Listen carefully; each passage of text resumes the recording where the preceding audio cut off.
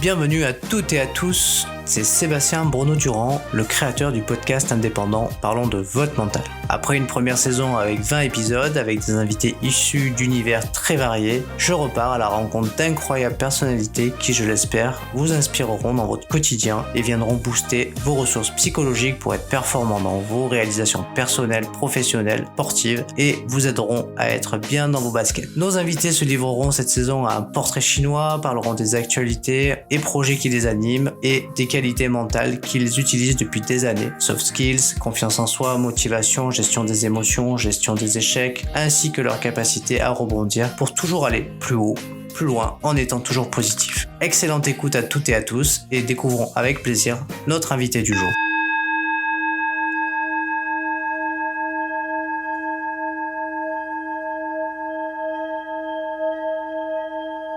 Bienvenue à toutes et à toutes. Ce soir, je me transporte dans les Pyrénées où je suis allé à la rencontre de Nawel, un ultra-trailer et un organisateur d'ultra-trail extrême. Et je suis vraiment ravi de l'avoir dans cet épisode-là parce que je suis un passionné de montagne et j'aime aller tout en haut quand je le peux. Pas au même niveau que Nawel, mais en tout cas, je suis ravi de l'avoir sur l'épisode et il va nous raconter un petit peu tous ses exploits et comment il vit le monde de la montagne. Bonsoir Nawel. Bonsoir Sébastien, bonsoir à tous.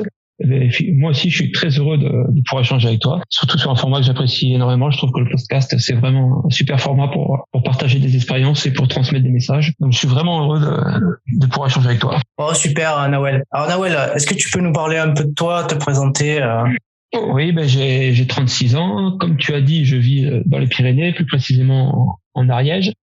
Voilà, je suis pas pyrénéen d'origine, je suis plutôt parisien, mais on se soigne. Non, je suis arrivé dans les Pyrénées à mes 20 ans. Donc professionnellement, comme tu as dit, je suis organisateur, je travaille dans l'événementiel sportif. Je travaille donc dans la com pour l'Ariégeoise cyclosportive. C'est la 5e cyclosportive de France où tous les derniers samedis du mois de juin, on rassemble 5000 coureurs sur les routes ariégeoises. Ça dans le monde avant Covid. Et je travaille aussi sur l'organisation des courses du Challenge du Mont-Calm. Donc c'est des courses des trails qui ont 31 ans d'existence. Et depuis 2018, ils m'ont demandé de créer un ultra trail.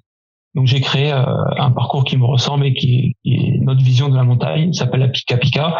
Et c'est la petite sœur qui s'appelle la Pika Ariège. Donc pour vous donner un peu une ordre d'idée, la Pika Pika c'est 109 km et 11 500 mètres de dénivelé positif.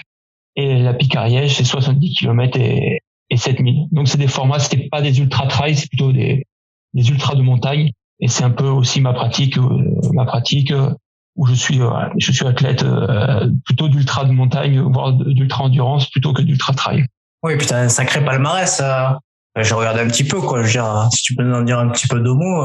Ouais, non, c'est pas le plus important. C'est voilà, je viens du monde du foot à la base, donc j'ai connu le foot, le sport de niveau jeune, et je me suis blessé en CFA2 au foot. Et après, donc en juillet 2012, j'ai découvert le trail, la course en montagne, et je fais ma première course. Je faisais pas loin de 100 kilos et j'ai fini avant-dernier d'une course ici de village, où l'arrivée c'était en haut d'un sommet à 2200 mètres. 6 mois après, je faisais le trail des Citadelles, qui est un peu la course référence en Ariège, c'était la plus longue à l'époque, qui faisait 70 km et 3500. Donc ça, je l'ai fini 6 mois après. Et 2 ans après, je l'ai gagné.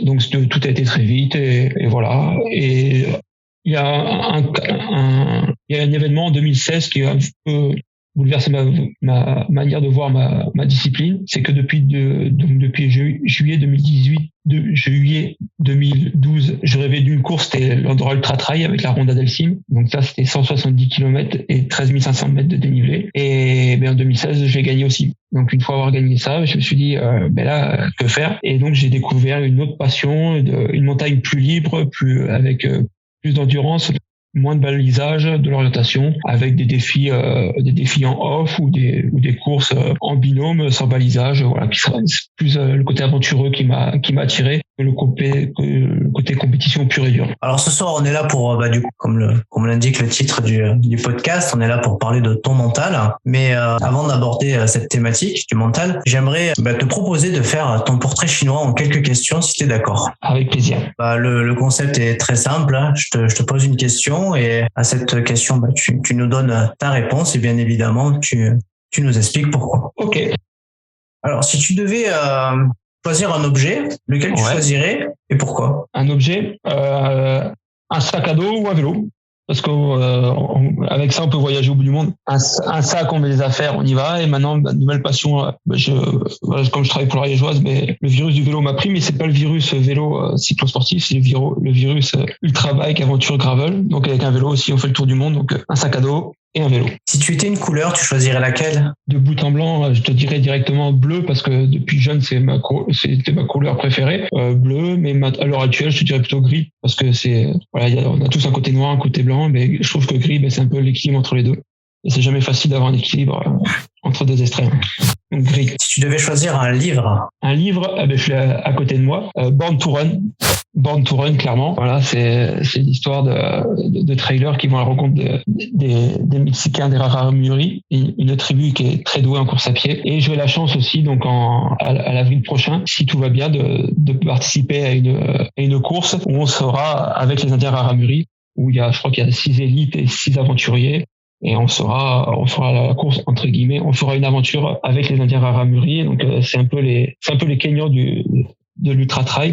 Et ce livre, c'est une imprégnation de leur culture, de leurs coutumes, ce qui explique leurs qualités physiologiques qui sont extraordinaires. Donc Born to Run, je crois que c'est Christopher McDouglas l'auteur. Si tu étais un animal, tu serais quel animal? Un isard. Un isard, c'est le roi des Pyrénées. C'est le chamois des Alpes en plus affûté, en plus rapide et en plus sauvage. Non, un isard. Mais je me prends pas pour un isard. Je me permettrai pas de la comparaison. Il suffit de le voir évoluer pour qu'on soit. C'est l'école de l'humilité, la montagne. C'était une innovation? Une innovation. Internet, clairement. Internet, ça a révolutionné le monde. En bien, en mal, mais c'est clairement une innovation qui a révolutionné le monde. Est-ce que tu es gourmand? Très. Donc si tu étais un plat cuisiné, tu choisirais lequel? La pasta, parce qu'on est quand même dans un podcast sportif, ou la raclette. C'est pas trop cuisiné, mais c'est tellement bon. Et si c'était une pâtisserie? Ah ouf. Alors là, j'en ai quelques-unes. Donc, je vais faire un trio. Le flan parisien. Ça, c'est Madeleine de Proust. Donc, flan parisien, gâteau basque et cheesecake. Que du light, quoi. Eh ouais, que du light, comme tu dis. Alors, si tu devais choisir un moment de la journée? Le lever du jour en montagne. C'est magique. Le lever du jour et le coucher de soleil. Le lever du jour, c'est magique en montagne. Déjà, ça veut dire, si on le voit en montagne, c'est qu'on a passé du temps dehors la nuit en montagne et c'est toujours très appréciable. Et c'est un peu paradoxal parce que c'est des moments où, en ultra, sur plusieurs jours, où j'ai souvent des coups de fatigue au lever du jour. Mais voilà, c'est tellement beau, quand il rayonne le soleil. Et après, voilà, c'est vraiment un moment que j'apprécie énormément. Tu étais un art. Un art. Alors, j'ai pas un côté artiste très développé, mais la musique depuis tout jeune a une place importante dans ma vie. J'écoute de tout depuis tout le temps. Donc, j'essaie de le transmettre à mes enfants. Et je pense que la musique, c'est vraiment l'art que je préfère le plus et sur lequel je suis le plus sensible. Parce que clairement, souvent, l'art, c'est par rapport à une base de données, une base de jugement collective. Mais donc, je pourrais pas apprécier une peinture à sa juste valeur, mais la musique, j'arrive à apprécier la musique comme avec mes qualités, que j'arrive vraiment à me faire plaisir en écoutant la musique que j'écoute tout le temps, quoi. Si tu étais une qualité? Une qualité, si j'étais une qualité difficile, la modestie ou la générosité. Pourquoi la modestie? Parce que je pense que c'est le moteur de toute chose et c'est important. Et la générosité parce que dans le monde actuel, ça fait pas de mal, quoi. Où on devient de plus en plus individualiste. Mais je pense que c'est la générosité, même avant la modestie, parce que le monde en a besoin. Si tu étais un fait historique maintenant? Un fait historique, si j'étais un fait historique, il y en a tellement. Faut pas oublier qu'il faut pas avoir la mémoire courte, faut pas oublier les sombres années, mais on va être plus léger, on va être plus léger, on va rester dans le domaine du sport, je dirais la Coupe du Monde 98. Ah, génial, un super moment ça. Ah oui, ça c'est clair, ça c'est un super moment. J'étais jeune, hein, mais je me rappelle, c'est gravé à jamais dans ma mémoire. Ouais, moi je m'en souviens encore. Ouais, c'est vrai que c'est un moment magique pour le football français. Ouais, même plus pour le pays, je pense. Là, on dépasse le cadre du football. Pour le pays, je pense que c'était un moment magique. Si tu étais un mot? Si j'étais un mot, Liberté parce que c'est trop important. La liberté, surtout à l'époque actuelle. La liberté, c'est d'avoir le choix, de pouvoir choisir. À l'heure actuelle, c'est pas donné à tout le monde. Surtout que faut pas. Nous, on est des privilégiés. On vit dans un monde de privilégiés. Mais la liberté, il y en a de moins en moins. Et Et c'est vraiment aussi dans ma pratique de la montagne. Et ce qui me guide toujours, c'est cette liberté. C'est le plus grand des luxes. La liberté et la richesse des gens de là-haut, c'est vraiment la liberté. Si tu devais choisir une saison? L'été, parce que je pratique la montagne, pas exclusivement l'été, mais vraiment beaucoup l'été. Je pratique pas encore le ski de rando, mais ça va venir. Mais vraiment, les longues journées d'été en montagne, c'est vraiment... et en plus, j'aime la chaleur, que ce soit dans ma pratique sportive ou au quotidien. Donc, vraiment l'été. Bon, et puis, une petite dernière. Hein. Si tu devais choisir un légume, choisir lequel? La carotte, parce que ça rend aimable. Je rigole. Des fois, j'en ai besoin. Non, la carotte, parce que parce que j'aime aussi le carotte cake, qui est en 4e place dans mes pâtisseries. Mais les carottes, parce que j'adore la carotte, j'en mange pas mal. Et puis c'est cool la carotte. Est-ce qu'il faut manger beaucoup de carottes pour faire des trails ou pour être performant ou... Ah, il faut en manger, mais le problème, c'est qu'après, faut pas en manger trop, quoi. Faut pas manger que ça. Ok. Bon, maintenant qu'on te connaît un petit peu mieux sous l'angle de ce portrait chinois, écoute, on va aborder la thématique pour laquelle on est là ce soir, c'est-à-dire parler de mental. Qu'est-ce qui t'inspire ton parcours à ce jour? Qu'est-ce qui m'inspire? J'ai un peu parlé de mon parcours, mais en fait, je suis un petit enfant qui a grandi en région parisienne, qui est parti après à l'entrée de la Beauce, qui a voulu faire sa première passion qui était le football son métier. Malheureusement, j'ai pas réussi, j'ai échoué aux portes du professionnalisme, mais ça, je sais pourquoi, parce que j'ai fait des erreurs, mais ça, y a pas de souci. Donc, j'ai découvert l'Ariège et on se rend compte que un petit gars de la région parisienne, il a gagné la course de montagne la plus réputée, donc qui était la Ronda del Sierra, et qui s'est imprégné d'un nouveau territoire. Donc ça, c'est pas une fierté, mais j'ai toujours apprécié apprendre vite. J'ai toujours aimé apprendre vite. Donc c'est pas trop mal pour un petit mec de Paris d'avoir fait tout ça, mais j'en tire aucune gloire. Je sauve pas des vies au quotidien, voilà. Mais depuis tout jeune, j'étais animé par le fait de faire de ma vie, de mon travail, une passion. Et donc ça n'a pas pu se faire dans le monde du foot. Et maintenant ça se fait dans le monde du trail et du vélo.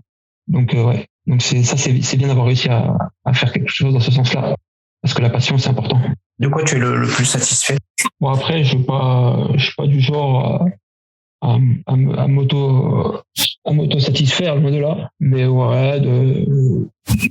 d'avoir pu réaliser quelques rêves, d'avoir pu réaliser quelques défis, de toujours la satisfaction elle peut être quotidienne, avec tous les défis de la vie, et voilà. Mais après, j'ai un trait de caractère aussi, on va peut-être en parler après, mais je suis un éternel insatisfait. Donc voilà. La Ronda del Sim, c'est vraiment quelque chose qui m'avait fait vibrer. Et après, les Euphoria, c'est quelque chose que je m'étais vraiment préparé pour et que j'ai réussi. Mais j'ai réussi parce que ce jour-là, il y avait pas Kylian Jornet. C'est juste, c'est une échelle de valeur. La compétition, ça m'a jamais attiré plus que ça. Je suis très compétitif face à moi-même, mais par rapport aux autres, mais voilà, se donner des objectifs, se sacrifier beaucoup de choses pour les réussir. Et une fois qu'on les a réussis, c'est quand même une belle satisfaction. Le problème, c'est qu'une fois qu'on a réalisé ses rêves, il faut en trouver d'autres. On en trouve d'autres. Bah oui, parce qu'une fois qu'on a fini une course, il faut en préparer une autre. Parce que je pense que ça doit donner une sacrée adrénaline d'arriver à, quand on a terminé, mais moi, une fois que c'est fini, ça redescend, mais je pense qu'on doit avoir envie d'y retourner, quoi.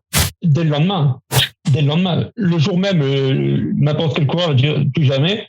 Dès le lendemain, il va regarder le calendrier et dire je fais laquelle maintenant? C'est quoi le prochain défi? C'est quoi la prochaine étape? C'est ça qui est beau dans ce sport-là. Mais voilà, moi, ce qui m'a fait du mal, c'est que j'ai vraiment été habité par une course que je pensais ne pas pouvoir gagner. L'année d'avant, j'avais fini 3e, il m'avait réinvité. Je dis mais j'ai tout à perdre, quoi. Je ferai jamais mieux que 3e. Et quand tu la gagnes, après voilà. Donc la compétition, le trail par lui-même, je suis vite orienté et vite mis à rêver de projets où il n'y avait pas de dossard, où il y avait plus des aventures que des dossards, quoi. Donc en fait, tu te définirais plutôt comme un aventurier, alors. Ouais, je suis plus dans cette mouvance-là maintenant. Plus dans cette mouvance-là, Tu vois, quand je vois les états d'esprit de gens, quand ils parlent de trail, ils te parlent de guerre, waouh.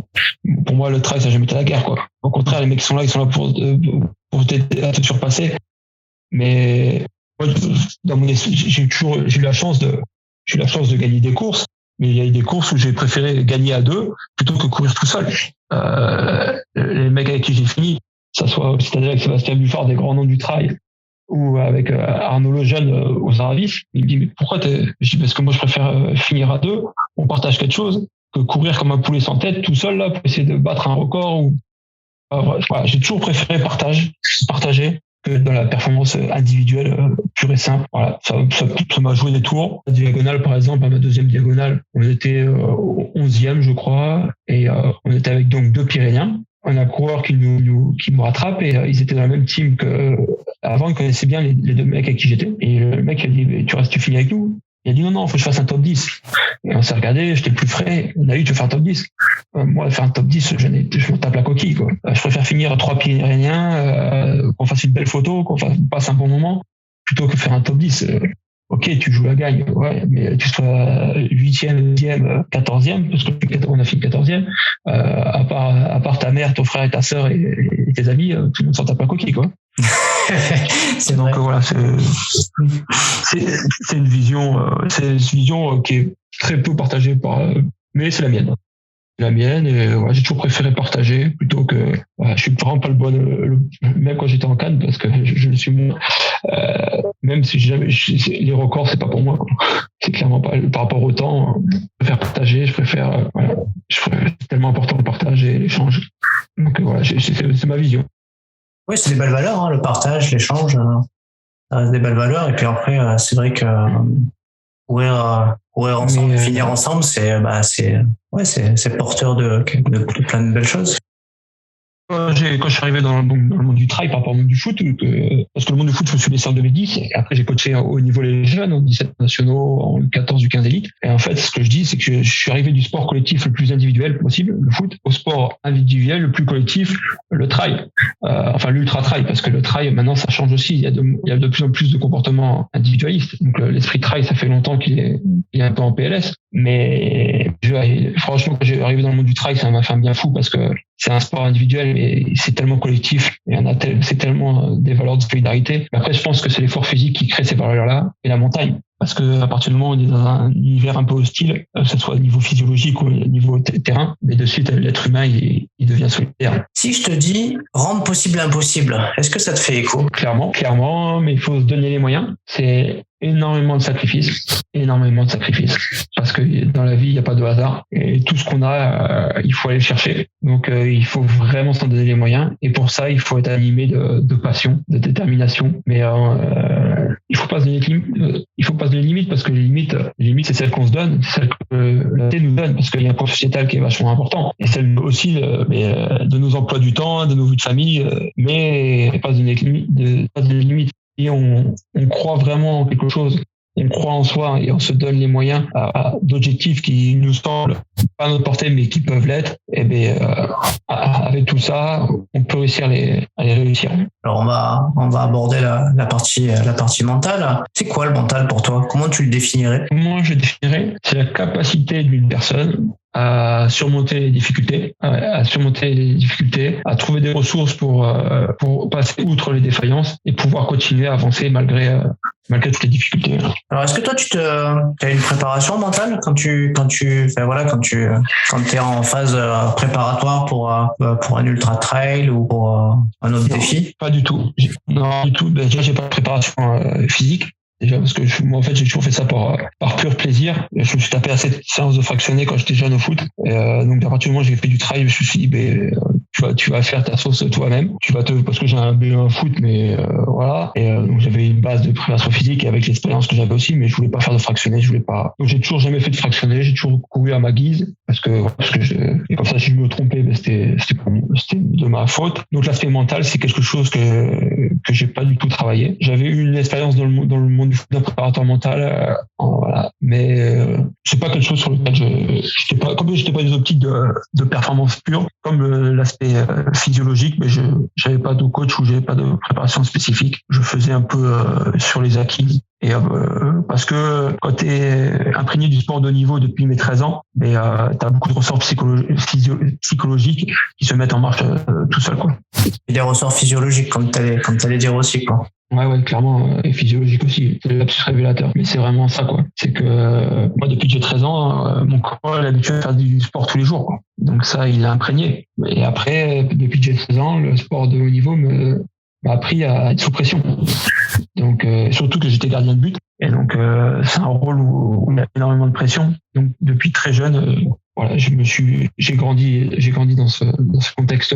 Est-ce que selon toi, pour le mental, il faut être enthousiaste? Je pense que c'est une partie de l'équation, sachant que voilà, je suis quelqu'un où des fois je suis pas tout le temps enthousiaste, mais oui, ça fait partie de l'équation parce que à un moment donné, franchir des seuils mentaux, à un moment donné, s'il y a pas d'enthousiasme derrière tout ça, tu les franchis pas, quoi. Parce que des fois, ça se joue tellement à rien. Pourquoi, quand tous les voyants te disent d'arrêter, pourquoi continuer? C'est qu'à un moment donné, il y a une étincelle en toi qui fait, et ça, je pense que l'enthousiasme, il joue. Parce que, ce que j'ai oublié de dire dans la présentation aussi, je fais vraiment des courses très, très longues. Et en fait, c'est peut-être une fierté, mais je reviens en arrière par rapport à la fierté. C'est peut-être une des fiertés, c'est que j'ai jamais abandonné en ultra. J'ai jamais abandonné.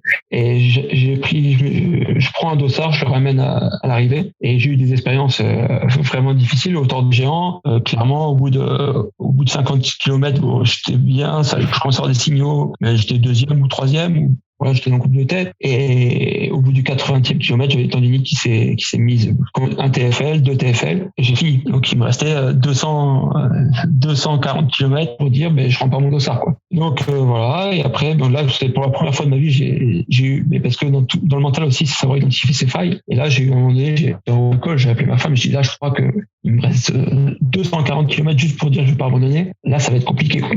Là, ça va être vraiment compliqué. Et elle m'a dit, non, mais qu'est-ce que tu me racontes? Compliqué, hein? Un pas après l'autre et en avant Guingamp. Elle m'a dit, t'as dit quoi? Faut que tu finisses. On va mettre entre 75 et 80 heures. J'en ai mis 110. Mais j'ai pas abandonné. Au prix de douleurs atroces, au prix de, après, pendant 6 mois, de pas pouvoir faire plus de 1500 mètres de dénivelé, avoir les 2 TFL complètement à l'année. Mais c'est ça aussi, après aussi, dans les stades mentaux, c'est aussi qu'est-ce que tu es prêt à engager pour franchir les paliers aussi. Donc, je pense que l'enthousiasme, pour revenir à ta question, l'enthousiasme est un vrai facteur qui permet de faire dans le bon côté de la force. Alors, on va parler un peu de ta confiance en toi. Comment elle s'est construite, ta confiance? Pas facile parce que j'ai une très bonne éducation. On m'a jamais mis en avant, on est resté très modeste avec moi. Et ça c'est vraiment une bonne chose. Mais quand tu arrives dans le sport de haut niveau, au début, j'avais tendance à me rabaisser parce que j'étais un petit gars qui arrivait. Et donc après, surtout au poste de gardien, c'est un poste où la confiance est ultra importante. Donc petit à petit, elle se fait. Donc elle se fait par rapport à des réussites, par rapport à des échecs, mais c'est vraiment un aspect pas facile. La confiance, il y a le rôle des autres aussi, tout en sport collectif, c'est que le retour des autres, les regards des autres, surtout quand t'es gardien de but, quoi. La confiance qu'on t'accorde, tout ça. Donc voilà. Après, c'est un travail sur soi, c'est vraiment croire en soi. Et voilà. Après, les exigences du sport au niveau font que c'est un mécanisme qui se déclenche automatiquement. Mais on se rend compte à quel point une personne qui manque de confiance ou impressionnant comment ça peut jouer sur la performance, quoi. C'est dans tous les domaines. Donc la confiance, c'est un super moteur, mais c'est vraiment un aspect sur lequel il faut travailler. Tu disais justement, tu parlais du regard des autres. Est-ce que tu as dû à un moment donné, toi, t'affranchir du regard des autres pour aller de l'avant? Oui, clairement. Après, j'ai un trait de caractère où j'ai un fort esprit de contradiction. Donc ça m'a aidé par rapport à ça. qu'à un moment donné, plaire à tout le monde, c'est plaire à n'importe qui. Donc même si c'est important, le regard des autres, la critique est importante, surtout quand elle est fondée, mais même quand elle n'est pas fondée, il faut toujours faire attention au bruit mais après, tu sais que tu donnes une direction, tu sais comme t'es, tu sais tes valeurs, et voilà, si ça plaît pas, c'est pas grave, quoi. Faut avancer. Sinon, voilà, comme j'ai dit, plaire à tout le monde, c'est plaire à n'importe qui et t'avances pas. Donc, je suis loin d'avoir que des amis, loin que ma vision des choses fasse l'unanimité, mais c'est la mienne et c'est mes valeurs, celles en lesquelles je crois, c'est celles qui me font avancer. Donc il faut pas changer quoi. Il faut pas changer pour plaire aux autres ou pour plaire à la société quoi. Chacun, c'est ça un peu la beauté de l'humanité, c'est qu'on est tous différents, chacun a ses aspirations, chacun a ses croyances, et à partir du moment où on a des valeurs fortes qui nous guident, faut toujours écouter la critique pour progresser, mais il faut pas arrêter de vivre à cause de ça, de tout faire pour plaire aux gens. Il faut rester soi-même. Je pense que c'est très important.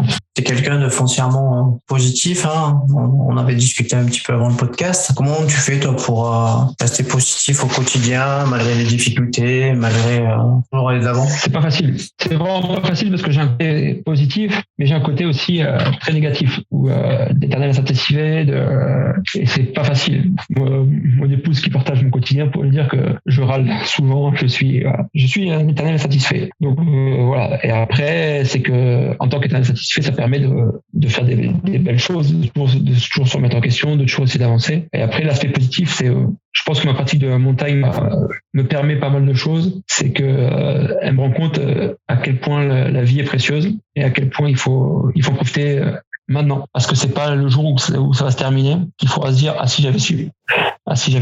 Non, c'est la société actuelle, elle est tellement aseptisée que les gens, ils veulent tous vivre le plus longtemps possible. Moi, vivre le plus longtemps possible, ça me fait pas rêver. Par contre, avoir une vie et vivre pleinement une vie, ça me fait rêver. Et la pratique de la montagne nous rappelle à tout moment qu'elle peut se terminer. Et c'est pour ça qu'elle est précieuse. Et c'est pour ça que il faut rester positif et savoir identifier chaque moment de bonheur. Parce que souvent, le bonheur, c'est rétroactif. Et j'essaie d'identifier chaque petit moment de bonheur et d'essayer d'en profiter. Même si ce qui est difficile dans ma pratique, c'est que avec le nombre d'heures que je pratique, même si j'ai dû réduire à cause de ma nouvelle carrière professionnelle, c'est qu'avec le nombre d'heures qu'on pratique, c'est que on en a besoin. On a besoin de passer tous ces week-ends en famille, c'est pas possible. Moi, j'aime ma famille plus que tout, mais j'ai besoin de passer mes week-ends en montagne, quoi. Donc, et là, on revient à l'aspect sociétal, à la pression sociétale et mais c'est bizarre, mais moi, aller passer mes samedis après-midi avec mes enfants au supermarché ou regarder des dessins animés, je préfère leur accorder du temps de qualitatif plutôt que quantitatif, parce que j'ai cet appel de la montagne, cet appel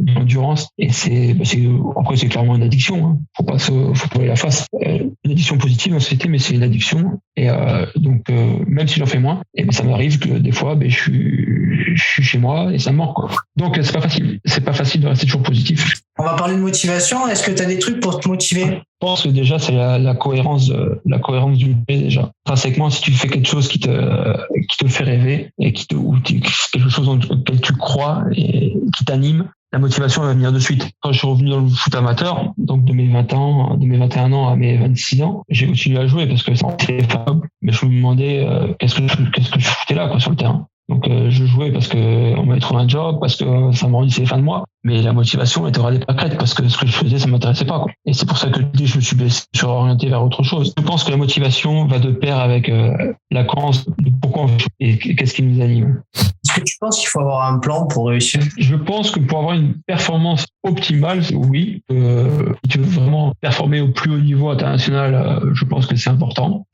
Si tu veux vraiment performer au plus haut niveau de tes capacités, je pense que c'est important aussi. Après, moi, après, c'est peut-être ça me servi. J'ai jamais été au bout de mon potentiel. Mais après tout, c'est bien important. Je sais pas. Mais c'est sûr que oui, avoir un plan, si on veut optimiser son potentiel, je pense que c'est important. Le freestyle, c'est bien, mais ça, c'est limite. Est-ce que tu as déjà connu, lors d'événements que tu as fait, de la pression ou du stress? Alors, que ce soit sur le plan sportif ou même dans ton job avec les événementiels que tu organises? Clairement, que ça soit donc déjà dans mon sport, de la pression. Quand je joue en montagne, de la pression parce qu'on évolue quand même dans un milieu hostile. Et surtout en tant qu'organisateur. En tant qu'organisateur, j'ai vécu des choses qui m'ont mis beaucoup de pression. Que ça soit à la Riégeoise ou que ça soit au Montcalm, j'ai vécu des situations où je pense que mon passé de sportif m'a beaucoup aidé pour la gestion de tout ça, parce que j'ai passé des moments difficiles, mais c'est très enrichissant. Tu parles de gestion, du coup, comment tu t'y prends pour la gérer, cette pression? Je pense qu'il y a vraiment des mécanismes depuis très jeune qui sont en place chez moi. C'est que gardien de but, j'ai toujours eu la pression. Quand je voyais premiers examens, c'était le bac. Je voyais des gens qui étaient vraiment, qui avaient la pression de ça, mais nous, on avait plus de pression pour les matchs qu'on avait le week-end que pour ça. Donc, je pense que psychologiquement, voilà, ça se met en place tout seul dans ma tête, et surtout le fait d'avoir, voilà, de se dire que, ben voilà, si on est envahi par la pression, on sera moins productif. Il faut savoir rester concentré, rester focus. Parce que même si je suis habitué à la pression, je l'ai. En fait, c'est juste de la gestion, c'est comme la douleur en ultra. C'est que la douleur, on l'a. Comment on la gère? La pression, c'est pareil. Donc, il faut savoir rester focus sur la tâche qu'on a à faire pour réaliser cette tâche du mieux possible, et pas faire attention aux enjeux qui peuvent être lourds, parce que sinon ça peut nous être contre-productif. D'ailleurs, moi je le voyais dans le foot ou dans le trail, c'est qu'il y a des sportifs qui sont ultra performants à l'entraînement et qui en compétition qui ne comptent pas, parce qu'ils ont du mal à gérer ce stress ou cette pression. Donc voilà, il faut rester focus, pas se faire gagner, parce que c'est un vrai frein à la performance, et voilà, mais c'est jamais facile, quoi. C'est comme la gestion de la douleur, c'est comme la gestion de beaucoup de choses, c'est jamais facile. Et on est tous humains, et à un moment donné, on peut tous craquer. Et ça, c'est important. C'est important de se le dire, quoi. Même quand on parle de mental, on peut dire, ouais, t'as du mental, mais le mental, à un moment donné, tu peux craquer. Parce qu'on est être humain, mais il faut craquer. Tu disais que tu restais focus. Comment tu t'y prends pour rester focus quand t'as besoin de l'être? Ouais, je me concentre sur qu'est-ce que j'ai à faire à l'instant T, et en faisant attention qu'à ça, et ne pas faire attention à tout ce qui peut parasiter. C'est juste, je recentre mon esprit sur une chose. Et cette chose-là, il faut vraiment qu'elle génère tout notre esprit de concentration, et que tous nos sens soient dédiés à la réussite. Concentre sur les actions que tu as réalisées et sur les actions qui sont de ton contrôle. C'est ça. Et après, ça, c'est aussi un montagne quand on est sur des parties super exposées. Et mais c'est pareil, hein. Souvent, on arrête de discuter, on arrête de blaguer, on range tout, et on se concentre sur les 3 ou 4 pas, ou 5 pas, ou 6 pas, ou 10 pas, ou 15 pas qu'on a à l'instant. Et à cet instant T-là, c'est uniquement ces pas-là qui monopolisent notre attention, parce que sinon, on va au danger, quoi. Et d'ailleurs, pour des passages où c'est moins dangereux, où c'est moins exposé, parce qu'on est relâché et on fait pas attention. Selon toi, pour avoir une force mentale, il ne faut rien lâcher. C'est une belle phrase, hein. On se le dit, on va rien lâcher. C'est une belle phrase. Mais après, comme il faut l'appliquer, quoi. Il faut savoir l'appliquer. Et quoi qu'il arrive, on a une limite. Tout le monde a une limite. Le but du jeu, c'est pousser au plus haut cette limite. Mais à un moment donné, on va lâcher, parce qu'on est humain, et parce qu'à un moment donné, donc c'est juste repousser au plus haut la limite pour ne pas lâcher. Mais c'est vraiment pas possible, parce que, et souvent on a beaucoup de choses on se trouve des excuses, on a toujours une raison pour arrêter, on a toujours une bonne raison et c'est là où il faut rester concentré. Et même si je souffre, faut pas se mentir, il faut se dire, voilà, ce step-là, je peux le passer, ce step-là, je peux le passer, ce step-là, je peux le passer, mais je vais rien lâcher, parce qu'il faut, pour être fort, il faut savoir identifier ses faiblesses. Donc, à un moment donné, on sait qu'on va lâcher, mais en fait, il faut vraiment repousser au maximum nos capacités. Tu parles de souffrance, de douleur. Est-ce que tu penses que pour progresser, il faut apprendre à supporter cette douleur? Oui, c'est très important, parce que surtout dans ma pratique, c'est que même quand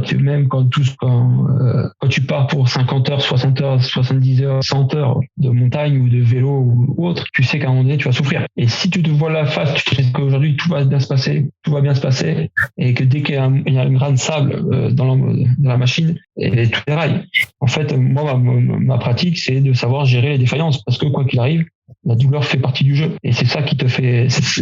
Si tu te dis non, c'est mal, au contraire, la douleur elle arrive, voilà, c'est un signe de ton corps, mais c'est physiologique, c'est normal. Il faut savoir s'y adapter, savoir vivre avec, cohabiter avec la douleur. Et en plus, ce qui est magnifique avec la douleur, c'est que quand tu as une douleur quelque part, quand tu t'en fais un autre endroit porte, tu oublies la première. Donc non, mais c'est clairement notre sport d'ultra-endurance, c'est vraiment une gestion des défaillances, une gestion des douleurs. Et c'est sûr qu'à un moment donné, si on veut franchir des caps, on est obligé de savoir repousser cette douleur. On arrive sur la fin du podcast. Je pense qu'il y a quand même beaucoup de jeunes, les moins jeunes, en tout cas certainement des passionnés de montagne, des passionnés de trail. Si tu devais leur donner des conseils pour pratiquer d'activités qui te motivent, qui te passionnent. Qu'est-ce que tu pourrais nous donner comme conseil? De prendre du plaisir. Plaisir, c'est tellement important. Il faut toujours que ça reste un plaisir. Et voilà, savoir s'émerveiller de choses simples, de partager avec ses proches ou avec ses copains, avec tout le monde. Voilà, de prendre du plaisir, de partager et surtout d'aventurer, de découvrir de nouvelles choses, voilà. Et de s'intéresser aussi, parce que je pense que ça c'est important, de comprendre le milieu dans lequel on évolue. Donc voilà, franchement, foncez que ça soit même pas du trail ou n'importe quelle activité. Voilà. Si vous avez une passion qui vous anime, et prenez du plaisir.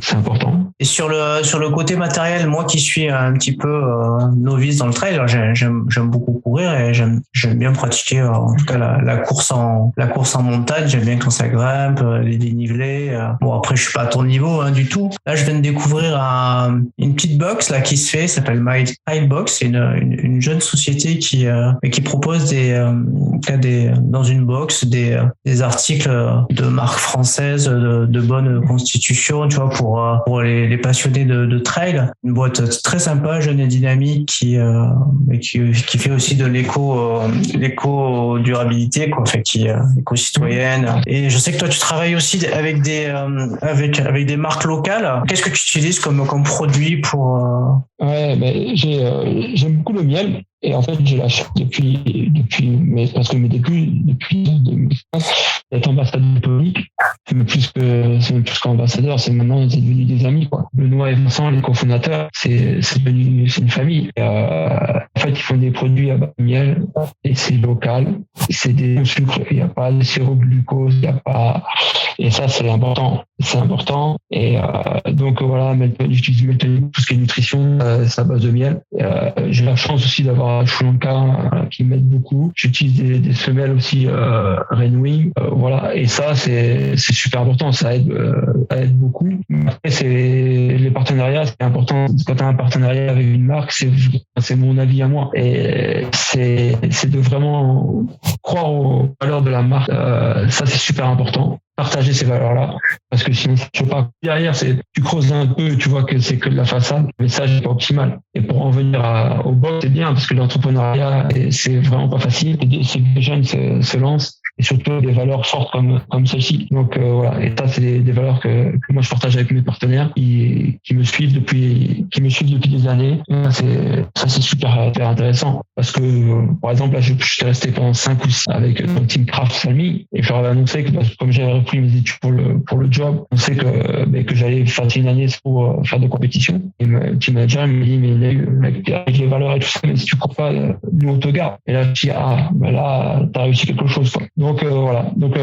Meltonic, ils organisent un donc l'année dans les Bauges. Donc ça, c'est la Vendée, donc c'est pas à côté de à chaque fois. Et là, ils m'ont demandé d'être le parrain pour 2 fois. Et j'ai Benoît, mais le fondateur, il m'a téléphone cette semaine. Je lui ai dit, mais tu étais pas. Il m'a dit, non, mais il y a eu, tu comptes tellement dans l'esprit que tu veux te revenir pas. J'ai dit, bien sûr que vous m'aidez. Moi, c'est un grand honneur. Donc voilà, si vous voulez voir toute la gamme Meltonic, allez-y. Mais voilà, on est dans une société où on est plus que des consommateurs, on est des consommateurs. Et c'est super important, quoi. C'est dans notre quotidien, en fait, le fait de consommer, c'est super bon, on envoie des messages. Donc, j'essaie d'être acteur de ma consommation, et ça, c'est important. Oui, c'est important. Et puis en plus, dans tous les sports de montagne, il faut quand même des bons équipements pour voilà, tu peux pas partir en tongs pour faire même 5 km dans la montagne, quoi. Donc il faut être bien équipé. C'est vital. C'est pour ça que j'aime énormément la montagne. C'est que la montagne elle fait pas de cadeau. Et là, l'équipement, il est trop important. C'est que tu vois, les courses comme l'UTMB, ils demandent des vestes imperméables à 10 000 Frenberg. C'est l'unité de mesure de l'imperméabilité. Mais moi, mon ancien partenaire, il me fournissait une veste en 10 000. Mais jamais je pars en montagne avec une veste imperméable à 10 000. Une veste imperméable à 3 000 s'il fait beau, ou si on est conditions de 28. Parce que je connais trop la montagne pour savoir à quel point elle peut être redoutable. Et c'est pour ça que je l'aime tant. C'est que par rapport à une société où il y a beaucoup de fausses blancs, il y a beaucoup de... Là, la montagne, montagne, il n'y a pas de faux semblant. Elle te prend comme t'es. Et ça, c'est aussi énormément. Mais pour ça, il faut avoir le matériel adéquat. Ça a un prix. Malheureusement. Mais c'est indispensable. C'est vraiment indispensable. Nous, à la Pika Pika, on a un matériel obligatoire qui est lourd parce qu'on passe de jour comme de nuit à plus de 3000 mètres d'altitude et même d'août il peut neiger dans nos montagnes, mais ça c'est l'expérience de la montagne qui fait que t'as ta doudoune, t'as ta Gore-Tex, t'as ton matos et voilà. Donc ça je pense que c'est important d'éveiller les consciences là-dessus, mais ça se fait quoi. Ça se fait. On avait une course là qui existe en Andorre, une course qui me fait rêver. D'ailleurs ça devait être ce week-end, mais on va la faire en off pour rendre hommage. Ça s'appelle Elf 1900, les 2900 en catalan. Et en fait, on partait de refuge en Espagne à minuit et on fait les 7 pics à plus de 1900 mètres de l'Andorre en balisage. On passait où on voulait, libre. Et le seul matériel obligatoire qu'il y avait, c'était les 50 km. Aucun matériel obligatoire. Au bout de 50 km, juste le baudrier et le casque. Et là, c'était 25 litres de 2. Et là, même si c'est aucun matériel obligatoire, il y avait que des montagnards. On avait tous nos doudounes, nos Gore-Tex, on avait tous nos pantalons, on avait tous. Mais pour ceux qui découvrent la montagne, il y a quelque chose à acheter. C'est vraiment une veste imperméable à 23 000, 28 000 Schmelberg et pas au marketing, mais vraiment prendre de la qualité là-dessus. Ok, bah écoute, pour finir, est-ce que tu aurais une citation à nous donner pour clôturer ce podcast? Oui, une citation que j'aime beaucoup me répéter, dans laquelle je me retrouve beaucoup. En fait, elle est en deux parties. C'est une citation de Victor Hugo. Et en fait, c'est une première partie. Après, j'ai enlevé un peu de texte. Et c'est la seconde. Qui vivent, ce sont ceux qui luttent, car le plus lourd fardeau, c'est sans vivre. Et ça me caractérise bien. C'est vraiment ce que je me répète tout le temps, quoi. Et ça, à ton podcast sur le mental. Parce que ceux qui vivent, sont ceux qui luttent. Merci beaucoup, Nanouel, du temps que tu nous as offert. Et merci à toi. Oui, je te souhaite de belles aventures, et puis des futurs trails ou en tout cas des très belles choses à venir, aussi bien sur le plan des événementiels que des courses. Ouais, j'ai des beaux projets pour 2022, 2023 ou 2024. Toujours avec mon état d'esprit, j'ai des beaux projets. On verra si on peut les concrétiser. Bon, en tout cas, on va se donner des limites. En tout cas, on continuera à te suivre sur ta page Instagram pour suivre tes aventures. Avec grand plaisir. C'était Nawel Passera, coureur et organisateur d'Ultra Trail Extrême, pour l'épisode 6 du podcast Parlons de votre mental. J'espère que notre invité du jour vous aura inspiré. Je vous donne rendez-vous la semaine prochaine où nous prendrons la direction de l'Île-de-France pour aller rencontrer un chef d'entreprise. Alors je vous dis à la semaine prochaine.